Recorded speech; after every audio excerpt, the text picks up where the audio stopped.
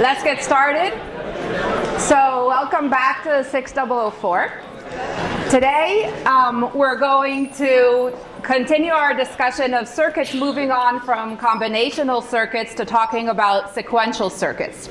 So before we move on, just a quick review of what we've seen so far. So far we've seen a number of different combinational circuits.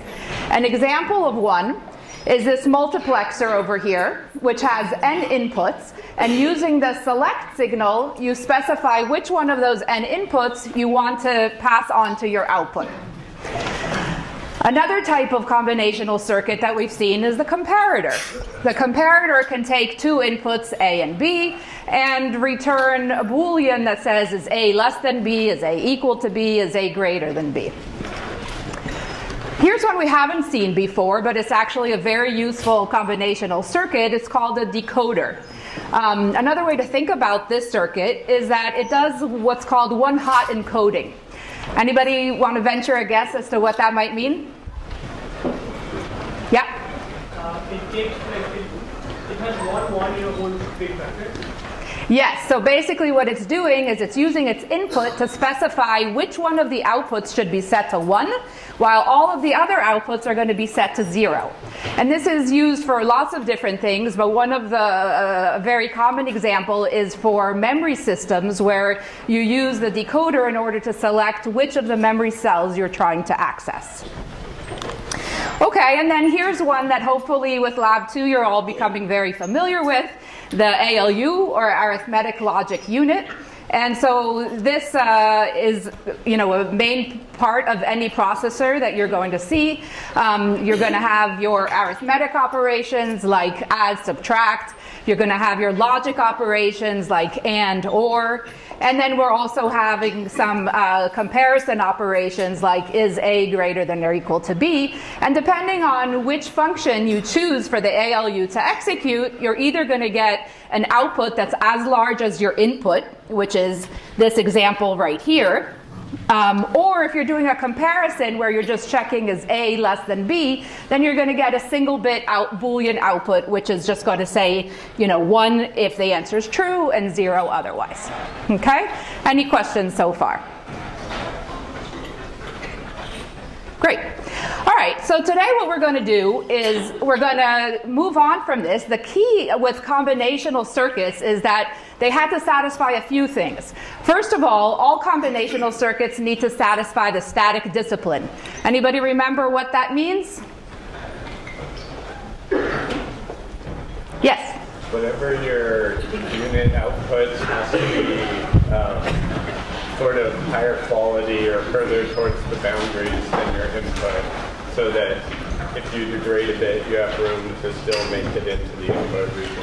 Yes, absolutely. So that's part of the static discipline, which is our definition of what it means to have valid digital inputs and valid digital outputs. In addition to that, we have to have a functional specification that says what it is that my combinational circuit is going to do for every single possible combination of inputs.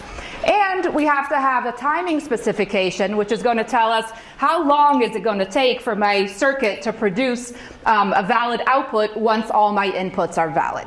Okay? Now, the one other key thing that we talked about with combinational circuits is that they cannot have cycles. Okay? And so in order to, for combinational circuits to remain combinational as we put some of them together, the key is that we can't combine them with any cycles. This is what's going to change now that we move on to sequential circuits. Okay, so let's start off by looking at some basic circuits that have some feedback and see how they work. Okay, so this is probably the most simple example of such a circuit. And we have two inverters connected back to back, and then the output of the second one goes back to the first one. Okay, so I think we can all probably figure out what this circuit does. And let's go through it together. So if, I have a 0 at the input to this first inverter, the output of that inverter is going to be a 1. And then that's going to be fed into the second inverter, which is going to produce a 0. And then that 0 is going to come back along this wire, become the input to the first inverter once again. And I'm just going to continuously replicate those same values along each point of that circuit. Yes? Good. Similarly, if the value at that input to that first inverter was a 1, then I would see a 0, a 1, and again, I'd be able to maintain it. And so this is, a very basic circuit that's able to maintain state. Okay? But so far, we're not able to actually change the state. So let's take a look at another circuit. Suppose that, now I have 3 inverters connected back to back. What's this circuit going to do? Any ideas? Yes? That's exactly right. So basically, if I start off with a 0 here, then my next input is going to be a 1. The one after that is going to be a 0. And now this 1 feeds back over here. And what's going to happen? What's going to happen is that it's going to oscillate. But the rate at which it oscillates is going to depend on the propagation delays of the various components within my circuit. Okay? So there are a few key takeaways we want to take from these 2 examples. The first is that circuits can hold state if they have cycles. And the second is that the timing analysis of these circuits is actually quite complex, and so we need to be very careful to set these circuits up correctly so that they actually hold state in the way that we expect them to. And we're going to go through details of that in today's lecture. All right, so here's our first very popular sequential circuit, which is basically taking a multiplexer. And now, instead of having no cycles, we take the output of the multiplexer and feed it back to one of the inputs. Okay? So what is this circuit going to do?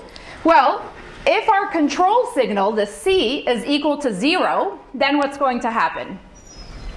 Who can tell me? What is Q going to become? Yes? D. So when C is equal to 0, my Q is going to follow D. Okay? When C is equal to 1, now what I'm going to do is I'm going to go into the cycle phase. And so now what's happening is that I'm maintaining the state that I was previously holding. Okay? So when C is 0, I take in new values. When C is 1, I hold my value. Okay? And this circuit is, going to be used all over the place as we talk about sequential logic. And so we have here just a basic block diagram of it, where the DL stands for the D latch, and you have your 2 inputs, DC, and your output Q. And remember that within this DL block, we actually have the feedback loop. Okay? So another way to think about this circuit is using a truth table. So let's take a look at this truth table here. So first of all, how many inputs do I have in this truth table? I see 2. It's not just 2. Any other ventures? 3. Right? So why is it 3 inputs? I have my D input, my C input, and I also have the previous value of my state, okay? That is what we refer to here as QT minus 1, okay? So all 3 of those are going to have an effect on what my new value of this latch becomes. And so normally if we had 3 inputs, we would have 8 lines in our truth table, but in order to simplify things a little bit, we use don't cares. And so what this truth table is telling us is that regardless of the value of Q, when C is equal to 0, we're going to pass the value from D onto Q. Okay? Similarly, when C is equal to 1, regardless of the value of D, we're going to maintain what Q was before. So we're going to hold the current state. Is that clear to everybody? Great. Okay, so let's try to, start using this D latch and see what we can do with it. All right? So the first thing we're going to try is we're going to connect 2 of these D latches back to back. And I'm going to have the C signal, which is the control signal, be shared for the two D latches. So who can tell me what this new circuit with two D latches is going to do? What's its behavior going to be?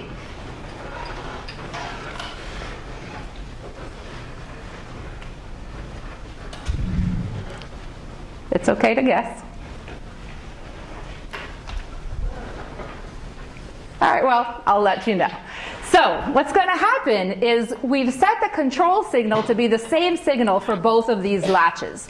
So what this means is that both my first and second latch are going to be in the passing mode at the same time, and they're going to be in their holding mode at the same time. Okay? And so effectively what this thing is going to look like is as if I only had a single D latch. Right? So as long as C is not changing too quickly, effectively having these two D latches in one back to back is as if I only had one. So not so interesting, right? So let's try to, consider another way of hooking up multiple D latches. And so here's another possibility. Okay, so in this case, we take our control signal and we invert it for the second D latch. So can anyone tell me what, this combination of D latches is going to do? What's going to happen when C is equal to 0? What happens? Let's just analyze the first. Yes? It emits not what is being kept, but it emits what it emits and what it shoots. Yes, so one of my D latches is going to be in a passing mode, and the other one is going to be in its holding mode, okay? So we're going to start and analyze this very carefully, okay? So when C is equal to 0, what's going to happen is that my first latch is going to allow the value of D to pass into Q int, okay? But Q is itself, the final output is not changing at this point in time. Right? Now, when C becomes 1, my Q int stops changing, and now Q is going to follow and become whatever the value of Q int was. Okay? So we see that once I've gone through the cycle of C being 0 followed by C being 1, I'm going to get my input D to have made it through both of those latches. Okay? Now, when is it that Q is actually changing in relation to C? Is it changing when C is 0? Yep. That's the flip to 0 and 1. It's exactly. So it's changing when C switches from 0 to 1. Okay? This is what we call when something is changing on the rising edge of C. Okay? When C switches from 0 to 1. When C is fixed, it's actually not changing. All right? Everybody see that? Good. Okay, so now let's take a closer look at the timing of what exactly happens when we connect these two D latches in this way. And in fact, it's such a useful circuit that it has its own name. It's called the edge-triggered D flip-flop, and it's got also its own block diagram, which we show here on the left. Now notice that this triangle over here, what that triangle signifies to us is that C is a periodically changing signal. So basically, another way we call it is a clock, okay? It has phases of where it's flat at 1, and then it goes to 0, and then back to 1, and back to 0, and it does this periodically, equally every single clock cycle, okay?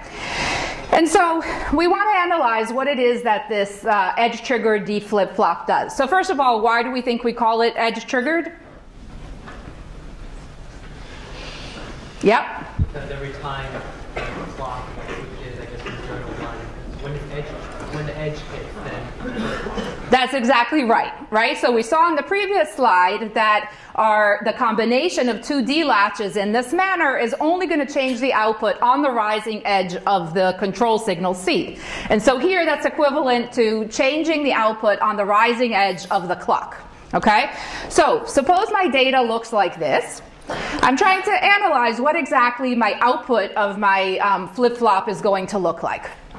So the key is what we've said, which is on the rising edge of the clock, where we have these small little lines, we are expecting Q to change. So let's take a look.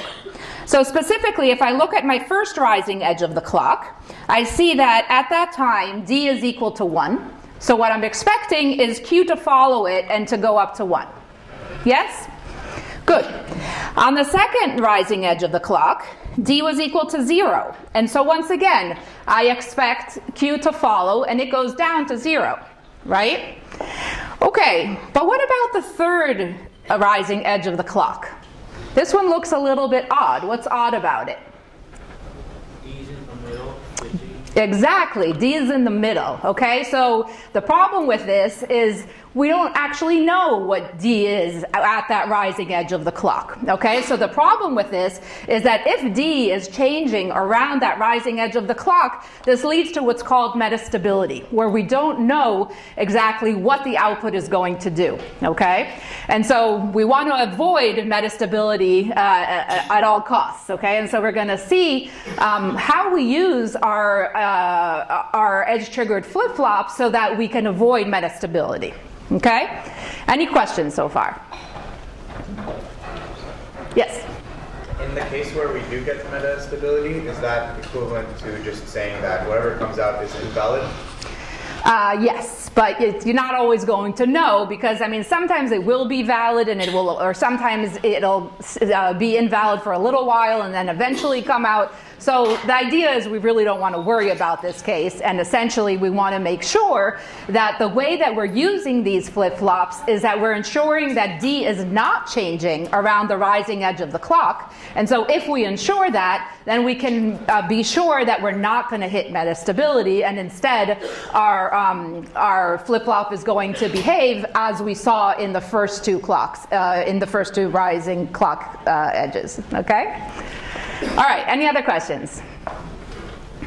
Good. Okay, so let's now look into detail at what it means to, actually satisfy this constraint, which is that we want the D input to be stable and valid, meaning it's unchanging around this rising clock edge. Okay, so formally, the way we're going to say this is we want the D input to stop changing by T setup before the rising edge of the clock. And we want it to stay at its old value for T hold after the rising edge of the clock. Okay? So if we make sure to satisfy both the hold and setup constraints, then we can be sure that our flip-flop is going to produce the output that we want it to produce. All right? So the other thing is it's also going to be well defined as to what it is that our output is going to do. So specifically, there will be some period of time after the rising edge of the clock where Q is going to start to change. These red lines here signify that we don't yet know what the output of Q is. It's in an unstable state. But eventually, it's going to get to the point where it's hit its new valid value. Okay? And the time from the rising edge of the clock until Q hits that valid value is called TPD, or the propagation delay of this flip-flop. Okay? And so we're guaranteed, when you're given a flip-flop, you're going to be given information about its timing, and you're going to be given some propagation delay. And so you're guaranteed that by the time that propagation delay has elapses, the Q output will have its new valid output. Okay? All right, so let's think a little bit more carefully about what needs to be true in our sequential circuits so that we satisfy both the setup time constraint and the hold time constraint. Okay? So we're going to start with our setup time constraint. All right, so let's imagine the circuit we see here, where we've got two flip-flops, 1 and 2, and we have some CL stands for combinational logic, so there's some combinational logic that sits between these two flip-flops. And both of our flip-flops are controlled by the same clock. Okay? So what has to happen is, in order to satisfy the setup time for flip-flop 2, we need to make sure that that D2 signal stops changing by T setup before the rising edge of the clock. So let's think about, what is it that has to happen between one rising edge of the clock and the next rising edge of the clock, which is what we call our clock period, and basically controls how quickly we can run our sequential circuit. Okay? So the first thing that has to happen is we have to have enough time for the propagation delay of flip-flop 1 to pass its output, its new value of D, to Q1. Okay? And so in this diagram, that's represented by this time right here from this first rising edge to when Q1 becomes stable. We call that TPD of flip-flop 1. Okay? Then, once Q1 is stable, we need to go through the combinational logic and allow enough time for the propagation delay of the combinational logic. And so the time from when Q1 became stable to when D2 becomes stable is the propagation delay of our combinational logic. Okay? And what did we say we need for our setup time? We said that D2, which is the input to flip-flop 2, has to stop changing by T setup before the next, the rising edge of the clock. Okay? So basically, this places a constraint on on our clock period, and specifically that constraint looks like this. It says that our clock period has to be at least as large as the propagation delay of the flip-flop, plus the propagation delay of the combinational logic, plus the setup time of the downstream flip-flop. Any questions about this? Yes? What about the hold time of flip-flop 1? Doesn't that need to... We're going to get there in 1 second. Right now, this slide is just about setup time. Yes? Why was D2 defined while Q1 was undefined? Like at the beginning in Q1, you just start to go grayed out. Yeah. D2 hasn't immediately gone grayed out. And we're going to see this in a second as well, but let me just give you a heads up. So basically we have two notions of timing in our circuits. There's propagation delay, which is how long it's going to take from when you have valid inputs until you produce valid outputs. But there's also something known as contamination delay, which is a lower bound on how long your, you have from when an input becomes invalid until the output becomes invalid. And so we'll see that in just a second on the next slide. It'll make more sense. But the point is that that time is what controls how quickly D starts to change. Okay? But as far as setup time and satisfying the setup time constraints, we just care about the propagation delays. Okay? So to satisfy our setup time constraint, it must be the case that we have enough time for the propagation delay of our flip-flop, plus the propagation delay of our combinational logic, plus the setup time, which is the amount of time we need D to be stable before the rising edge of the clock. Okay? Now, in a sequential circuit, we're going to have lots of these register-to-register paths, not just one like we show here. And so we actually need to make sure that this constraint is satisfied for every single one of our register-to-register paths. And so our clock period is actually controlled by the slowest one of these paths. Okay? So when we talk about, things like what's the critical path in our circuit, that's what we're referring to. Because even though, the path from one register to another might be could be quick, the fact that in somewhere else in our circuit we have a long propagation delay is going to ultimately control how fast we can clock our circuit, because the entire circuit is, remember, controlled by the same clock. Okay? Yes? How do you make sure that the clock doesn't get out of sync with everything else? That's a problem. That's a very difficult problem, and that actually goes beyond the scope of this class. But there's a lot of work that's done to try to avoid clock skew and essentially make sure that as the clock is transmitted to all the different pieces of your circuit, that you're able to deal with slight variations in it. And so circuitry is actually built to deal with slight variations in it. But for the purposes of this class, we're not going to get into that. We're just going to assume that all the circuits are seeing exactly the same clock. Any other questions? Okay.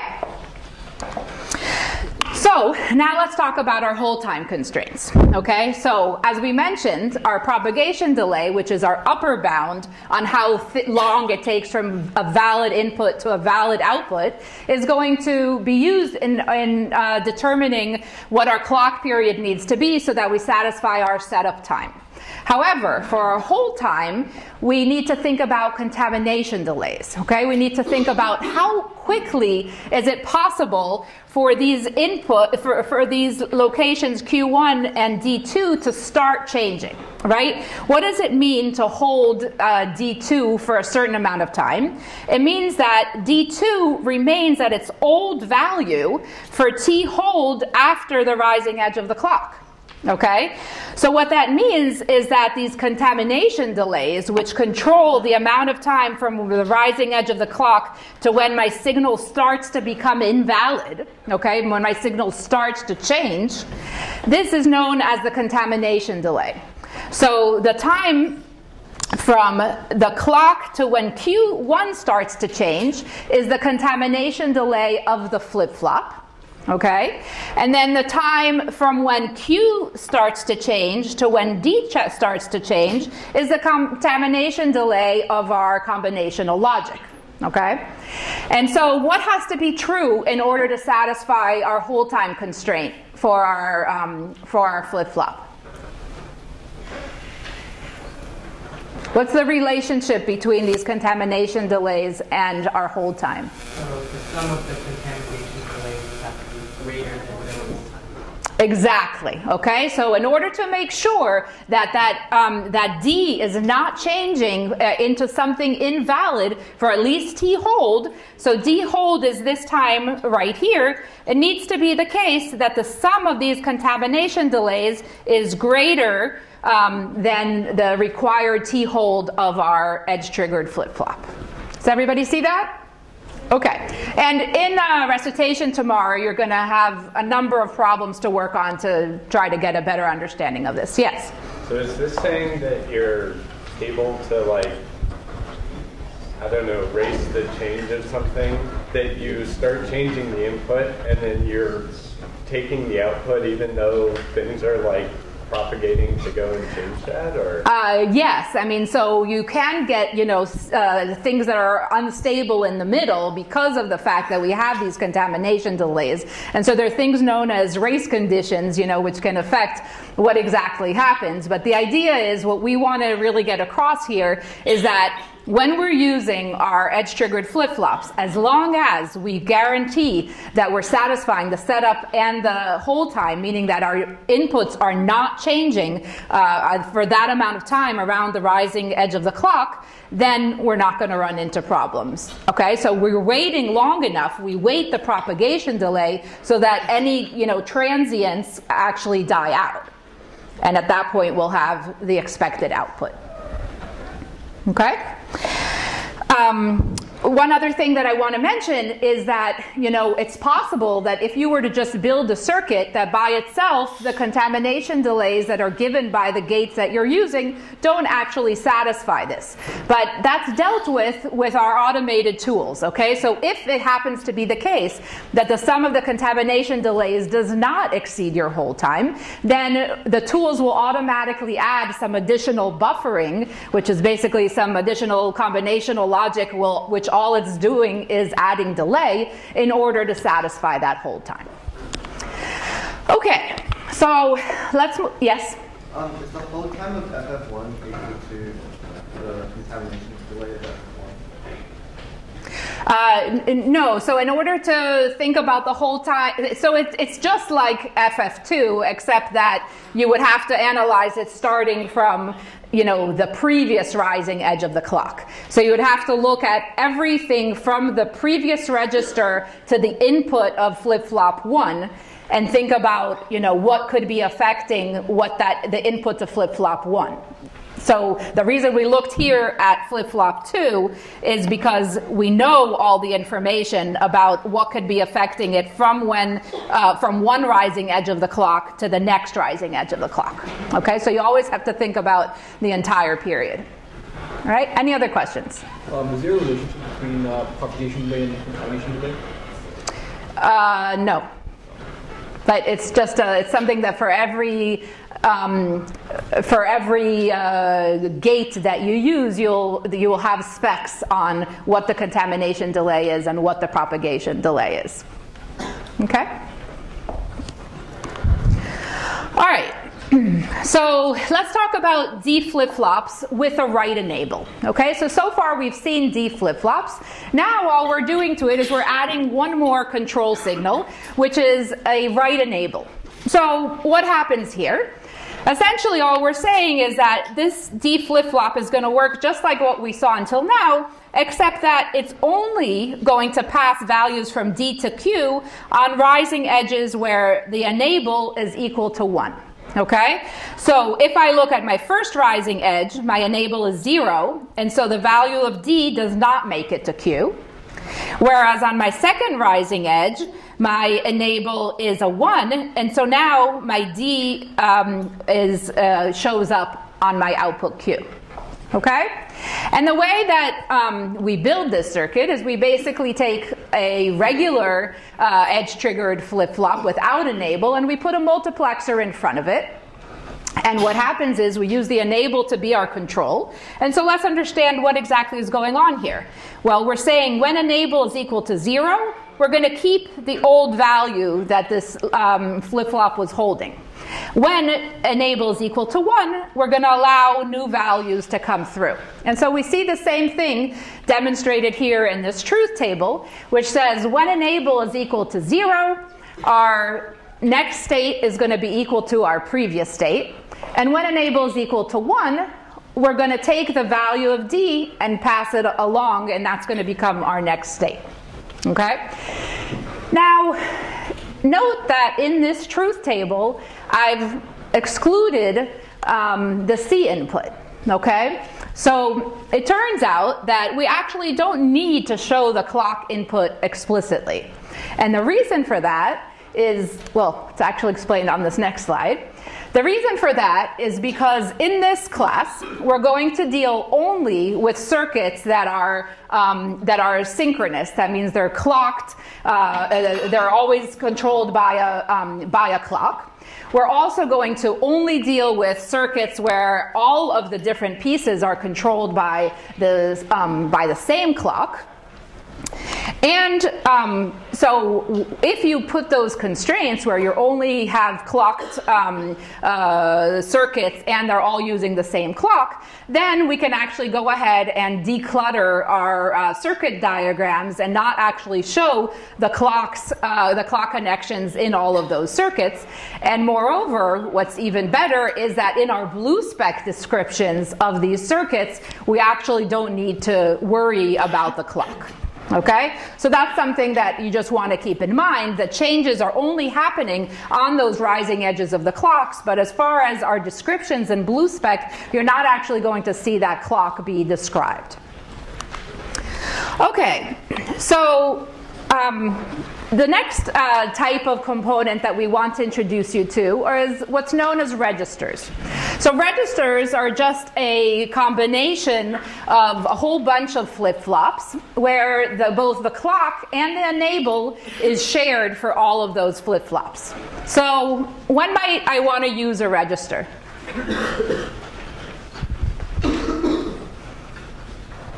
Yep. If you're like storing multiple bits. Exactly. So for example, for my ALU, my arithmetic logic unit, typically I'm going to perform operations on, say 32 bits at a time. Okay, and so what we're going to do is we're going to have a register that holds 32 bits, that has a single enable for all 32 of those D edge-triggered flip-flops, and so I'm always going to be modifying them at the same time. Okay? Another thing that you should be aware of is what's known as a register file.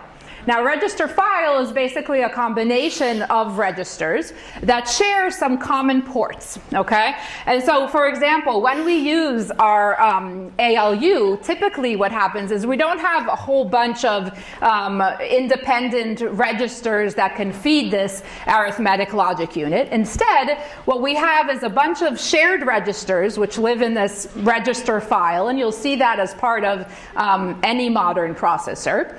And because because the ALU doesn't actually need to access all of the registers at the same time, we can share the input ports and the output ports in this register file. So for example, what this might look like is, suppose that I have 32 registers in here, and I want to use these registers as both my inputs and my outputs of my ALU.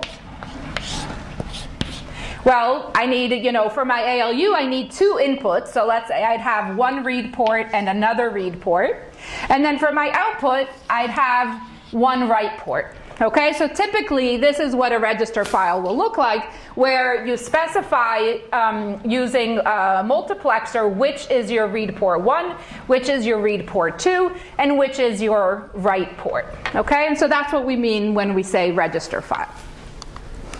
Okay. So now let's switch gears, and for the rest of the lecture we're going to talk about 2 examples of sequential circuits and show you how we go about building them, so you start to get comfortable with how we're going to go ahead, how we're going to make use and how we're going to create these sequential circuits. Okay, so the first example we're going to work on is a modulo 4 counter. So what does this mean? It means that I'm trying to count, 0, 1, 2, 3, and then after 3, where do I go? 0. Back to 0, because it's a modulo 4 counter, okay? And so that's exactly what this truth table is showing me. It's showing me that I have 4 states when my counter is at 0, 1, 2, and 3. And I have an input that says increment your counter or don't increment your counter. So when increment is 0, that means I'm keeping my old value. And so my next state is just the same as my previous state. Okay, when increment is 1, I'm incrementing my counter by 1. So if I was at 0, I go to 1. If I was at 1, I go to 2. 2, I go to 3. And 3, I go back to 0. Okay? Any questions about that? Great. All right, so we can describe this using what's called the finite state machine representation. The way these FSMs work is you basically have a circle representing each one of your states, and we have these arcs or transitions that are dependent on the input in order to move from one state to another. And so what is this diagram telling us? This diagram is telling us what we said before, which is we have 4 states whose values are the values of the counter, 0, 1, 2, and 3. And if the input increment is 0, then you just stay in the same state. If the increment is 1, then you move to the next counter value. Similarly, if the counter was at 1 and increment was 1, you move on to 2, and so on. Okay? Now we can also describe how it is that this sequential circuit works using Boolean expressions. All right? So let's take a look at how we would determine what the value of the bit 0 of our next state is. Okay? So remember that we have 2 situations here. We have one where increment is 0, one where increment is 1. Okay? And so each one of these terms corresponds to those 2 situations. So the first says that if increment is 0, what is my next state for bit 0 going to be? It's going to be whatever I had before, right? So Q0 of t plus 1, meaning the next value for Q0 is going to be whatever Q0 was before. What about if increment is 1? What needs to happen to my least significant bit in this counter? Yep. It goes up by 1, so if it's a 1, it becomes 0. If it's 0, it becomes 1, which is the same as nodding. Exactly. Okay, and so we're basically taking the inverse of Q0. So when Q0 was 1, Q0 becomes, when Q0 is 0, Q0 becomes 1. When it was 1, it becomes 0. Okay? Everybody follow that? Great. Can anybody tell me what gate that looks like?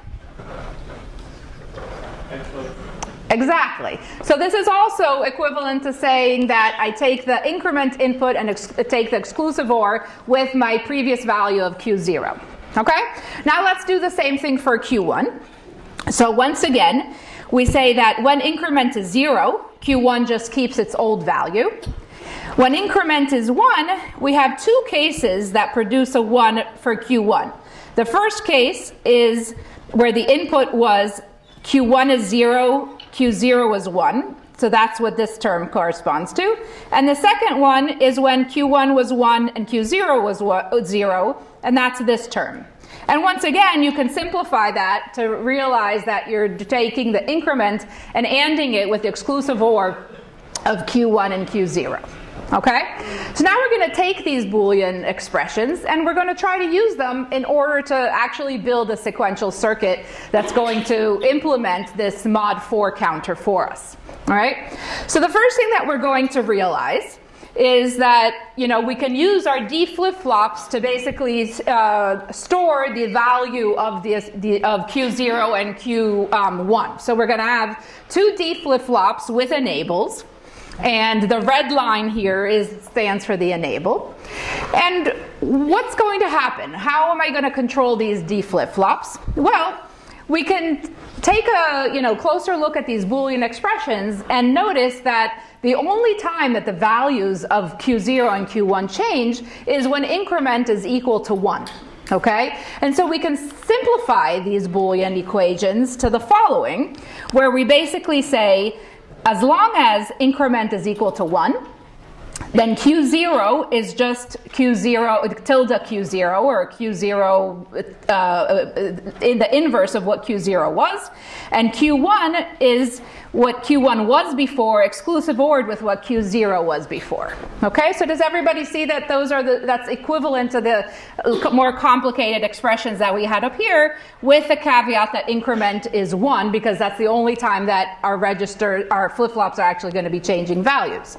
So how am I going to, show in this circuit that I only want the value to change when increment is equal to 1?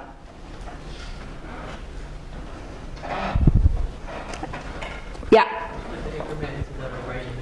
It'll be the right enable for my registers. Exactly. So first let's build the logic assuming that the enable is set correctly. And so we essentially just have Q is going to get the value of Q0 bar. So we have an inverter feeding the Q0 input. We have an exclusive OR of Q0 and Q1 feeding the Q1 input. And as we said, our enable for those two registers is the increment signal. So the register values are only going to change when increment is equal to 1. Now we could also draw some wires in order to pull out, what our current state is. And basically, this is a sequential circuit for our modulo 4 counter. Okay? Everybody comfortable with that? Great. Let's do one more. Okay. So the next circuit that we want to look at is a circuit that's going to produce the GCD, or the greatest common divisor, of two numbers A and B. Okay, so first let's remind ourselves of what is the algorithm for GCD. Okay, so suppose that I have two numbers. I have 15 and 6. The way that I'm going to find the greatest common divisor is I'm going to check. If A is greater than or equal to B, then what I'm going to do is I'm going to subtract B from A, and that's going to be my new value of A. So here I'm going to make A equal to 15 minus 6, so it becomes 9, and B just keeps its old value. Okay? Now once again, I have a value of A that's greater than or equal to B, and so I'm going to do the same thing. I'm going to subtract 6 from 9, and now I get 3 and 6. Okay? Now my algorithm changes a little bit, and what happens if A is less than B is that I want to swap the two numbers. Okay? So I swap them.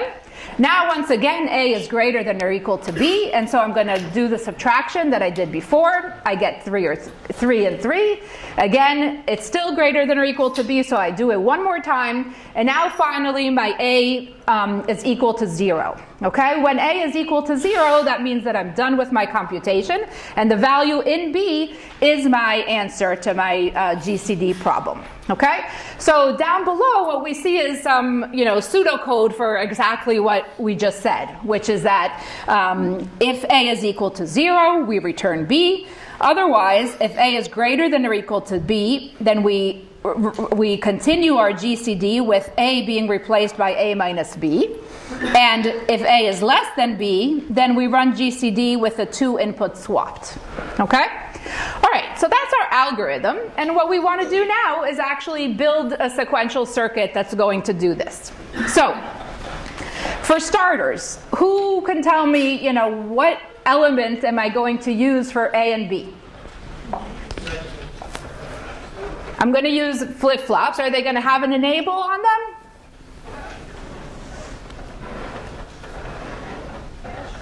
Yes. Okay. So let's take a look. So remember, in this particular circuit, when is it that A and B should be updated? What condition must be true based on our pseudocode? A has to be not 0. Exactly. So if we take a look at this pseudocode, we see that there's a few things here, like this condition right here of checking whether A is 0 or not. This comparison of A greater than or equal to B, this subtraction of A minus B, all of these are basically combinational circuits that we now know how to build. Okay, so for the purposes of building this module, let's assume we have a combinational circuit for each one of those tasks. And let's see how we can make use of those combinational circuits together with our registers in order to build a GCD module. Okay, so what we're going to do is we're going to say that just as before, we only change our state when A is not equal to 0. And the way that we determine what we change our state to is defined by these Boolean expressions right here. So let's take a little bit of a closer look at what it's saying.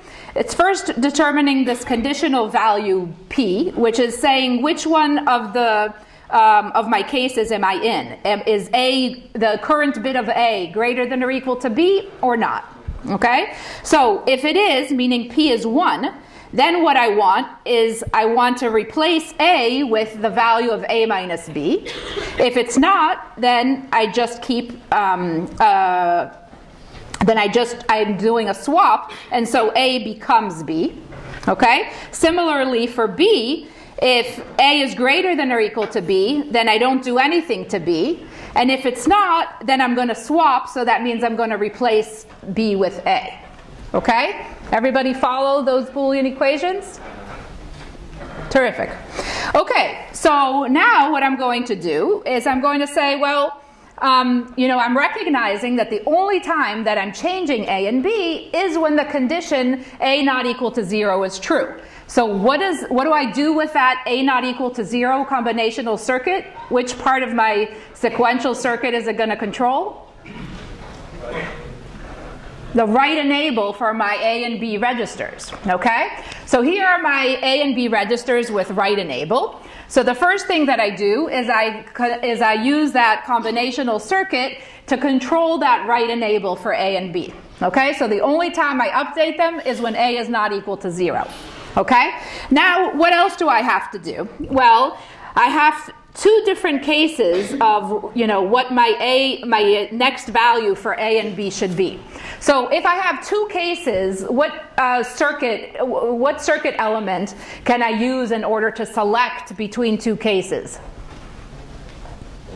A multiplexer, exactly, okay? So we're going to have two multiplexers at the inputs to our A and B registers. And what are they going to be controlled by? The value of which variable in my pseudocode? P, right? So if P is equal to 1, meaning A was greater than or equal to B, then I set the registers to one thing. If it was less than, then I set it to another thing. And so the P variable is this other combinational circuit, which is greater than or equal to. And so that controls my selector for my multiplexers. And finally, I have a bunch of either wires or combinational circuits for each one of these four terms. Okay, so the first one is A minus B, which happens when P is equal to 1, and I'm updating my A register. And so that's shown right here. The second one is to update my A register when P is equal to 0, which is saying here that my A would become B. Okay? Similarly, for my B register, if P is 1, my B register gets the old value of B. And if P is 0, my B register gets A. Okay? And note this little notation here, which is this bold dot, which is just trying to clarify the picture, showing you exactly which crossing wires are actually connected to each other. Okay? So, a couple things to take away from this sequential circuit is, first of all, what we said is that these registers are only updated when A is not equal to 0. Okay? Now, there are a couple other things that we want you to notice here. The first is there's actually a problem with this circuit. It still doesn't implement GCD completely. Can anybody tell me what's missing? Yeah? There's no official output? There's no official output, but there's an even larger problem than that. Yeah? There is no start condition? There's no start condition, exactly. So one of your take-home problems for today is going to be to modify these circuits in order to be able to set the initial value of what A and B should be. Okay? The second thing that's wrong with this circuit is that it's a little bit inefficient. Okay? Specifically, the mux in front of the B register is unnecessary. And so your second piece of your take-home today is going to be to figure out how to get rid of that mux. Okay? And so just to tell you what's coming next lecture, so as we start to take these sequential circuits and put them together, it's going to become infeasible to describe them as FSM or truth tables. So instead, we're going to learn how to describe these combinations of sequential machines using blue spec. Okay? And sorry, let me just say one last thing, which is that you'll notice that every single sequential circuit can be built with this diagram where you have registers for your state. You have some combinational logic that combines your state and your inputs, and it can either produce the next state or your output. Okay, we'll stop here. Thank you very much.